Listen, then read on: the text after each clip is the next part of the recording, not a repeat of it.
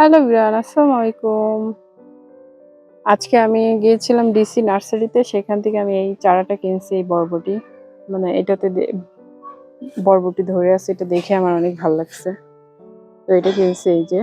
আর এখানে কিন্তু শসা গাছের চারা। এটা আমার খুব দরকার ছিল শসা গাছ। মানে গাছ থেকে শসা পেড়ে খাইতে অনেক মজা লাগে। তো শসা গাছ ভালো কোনো চারা পাই না, এটাই নিছি আমি। এটা 20 টাকা নিয়েছে, বরবটিটাও 20 টাকাই নিচ্ছে। 30 টাকা অবশ্য চাইছিল। আর এটা হচ্ছে আমার কিউট ক্যাকটাস। এটা আসার সময় রিক্সা থেকে এই যে পড়ে গেছে, পড়ে গিয়ে মাটিগুলা থেকে খুলে চলে আসছে। তো এটা অনেকগুলা, 1 2 3 4 এই যে 5টা ছাড়া হচ্ছে, 5টা না 6টা হয়েছে।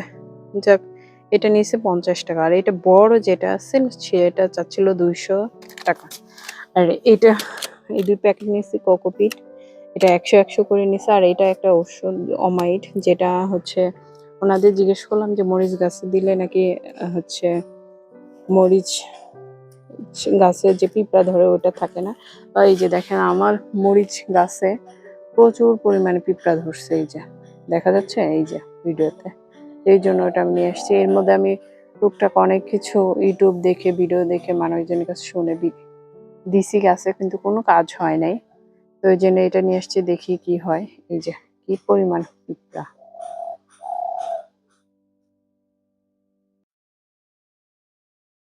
আমার গাছে মাশাআল্লাহ অনেক মরিচ ধরছে এই যে।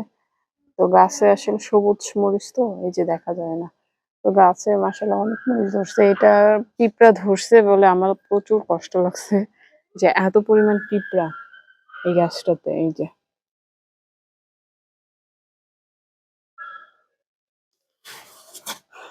Thanks for watching. আল্লাহ হাফেজ। Thanks for watching. আল্লাহ হাফেজ।